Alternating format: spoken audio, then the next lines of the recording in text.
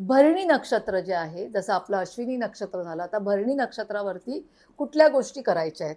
तर बघा, भरणी नक्षत्रावरती कुठल्याही गोष्टी करायच्या असेल तर ते काय कराल, तर फॅमिली ग्रोथचा विचार करा. एखादं जे काही आपण म्हणतो की प्रेग्नेन्सी डिलेवरी करायची असेल तर त्या डिलेवरीसाठी पण हा दिवस अतिशय चांगला आहे. फर्स्ट प्रेग्नेन्सी म्हणतो, त्या फर्स्ट प्रेग्नेन्सीसाठी पण भरणी नक्षत्र अतिशय उत्तम नक्षत्र असतं.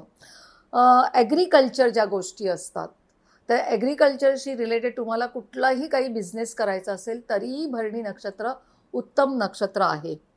त्याचबरोबर गार्डनिंगचा बिझनेस असेल, फ्लॉवरिंगचा बिझनेस असेल, तर त्या पण गोष्टी तुम्ही भरणी नक्षत्रावरती करू शकता. कुठल्या गोष्टी करू नये, काय करायचं नाही आहे, तर प्रवास करायचं ह्या दिवशी टाळायचं. जे चांगले चांगले महत्त्वाचे प्रवास असतात, कुठल्या प्रोजेक्टसाठी असतात, मीटिंगसाठी असतात किंवा तुम्ही धार्मिक प्रवास करत असाल, तर ते मोठे मोठे जे प्रवास असतात ते भरणी नक्षत्रावरती टाळायचे आहेत.